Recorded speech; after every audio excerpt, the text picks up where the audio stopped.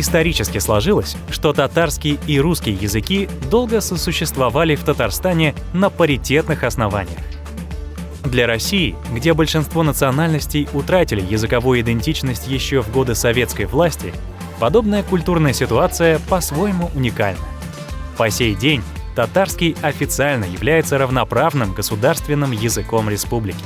Но принятые год назад поправки в закон об изучении национальных языков лишили татарский язык статуса обязательного школьного предмета. Казанская гимназия номер 2 остается одной из немногих школ в Татарстане, где ревностно берегут языковые традиции. Есть классическое определение. Национальность школы определяется тем языком, на котором преподаются основные предметы: химия, математика, физика, география и так далее. На мой взгляд, между обучением химии на татарском языке и русском разницы нет, потому что химические формулы пишутся одинаково на любом языке мира. Сегодня на уроке мы пользовались системой мгновенного опроса. Для этого требуются пульты. Мы составляем вопросы и отправляем их на интерактивную доску. С помощью пультов дети дают ответы, и это позволяет в короткие сроки совершить опрос по той или иной теме. После сбора ответов происходит анализ полученных результатов. Мы можем увидеть оценку ученика. Наша гимназия, являясь национальной, должна соответствовать духу времени, и мы стараемся реализовать в нашей гимназии все достижения современной техники в образовании. Любой человек из нашего микрорайона может привести ребенка к нам. Это закон. Мы его выполняем. Вот идут русские. Я вопрос задаю. Вы знаете, у нас на татарском языке. Мы поэтому и ведем ребенка. Мы сами в семье не сможем ребенку дать второй государственный язык Татарстана. Мы уже планируем карьерный рост ребенка. Русские, мама и папа. Они хотели, чтобы я учил татарский язык, так как я живу в Татарстане. И я сам был не против начать учить его. Здесь не курят, не пьют, здесь нет нецензурной лексики, здесь все говорят грамотно, здесь нет грубиянов. В первый класс приходят дети, не зная татарского не только из русских семей, но и из татарских семей. 50% приходят, не зная татарского языка.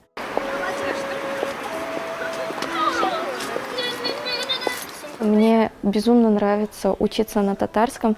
Я почувствовала этот контраст, когда перешла из русской школы. Я не знала татарского языка и выучила его фактически за 1 месяц. Мне кажется, что даже неправильно учиться в других гимназиях, когда существует это.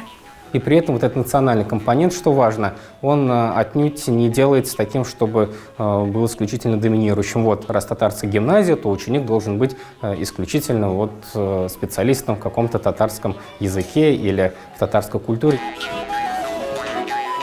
У нас Пушкинская школа детского творчества. 27 лет эта школа. Столько победителей российских. Это не единичные случаи. Каждый год мы ездим в Пушкиногорье, Москву, Санкт-Петербург, Финляндию. Пушкинская школа детского творчества предполагает, что дети в ней занимаются не только русским языком или литературой, в том числе они занимаются и музыкой, они занимаются ораторским мастерством, занимаются в том числе и художественными какими-то вещами. И я очень благодарна этой маленькой комнате за то, что она предоставила мне огромную возможность путешествовать. Моя работа была посвящена сопоставительному анализу стихотворений Лермонтова и татарского поэта Дердемент. Что важно, дети владеют 2 языками на абсолютно одинаковом уровне. И русский язык, и татарский язык, зачастую еще и английский, и арабский к этому прибавляются, потому что, кстати говоря, бывают еще и международные выезды. В Финляндию, например, конференция периодически проводится пушкинская. Я знаю татарский, русский, английский, турецкий. Я знаю 4 языка: английский, татарский, русский и арабский. На русском и татарском языках я разговариваю свободно, там думаю, читаю, пишу. Английский язык тоже так на базовом уровне, а вот мой самый любимый язык — это арабский язык.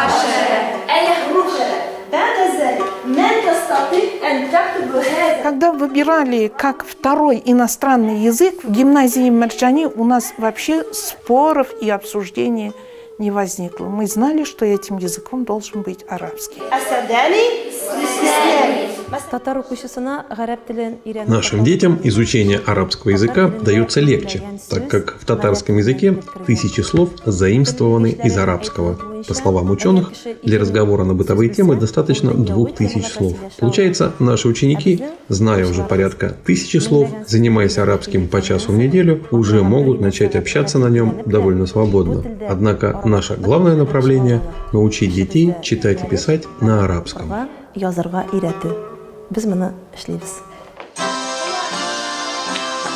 Благодаря этому я смогу общаться с представителями этих народов, поступать в иностранные вузы, возможно, устраиваться на работу. Знание языков, оно дает некоторое преимущество на бирже труда. В дальнейшем я планировал пойти, допустим, учиться на факультеты управления, менеджмент, возможно, гос- и муниципальное управление. Я хочу связать свою жизнь с лингвистикой, именно международной, сопоставительной и исторической. Заниматься, в общем, всякого рода проблемами, теориями, там, классификацией языков, общесемитских и общетюркских корней, семиотика и так далее, и так далее. Хочу поступить на международные отношения и изучать как минимум 2 языка, помимо английского, китайский и французский. В них уже закладывается вот эта мультикультурность, мультикультурализм, они становятся открыты всему миру, и без разницы, кем потом становится.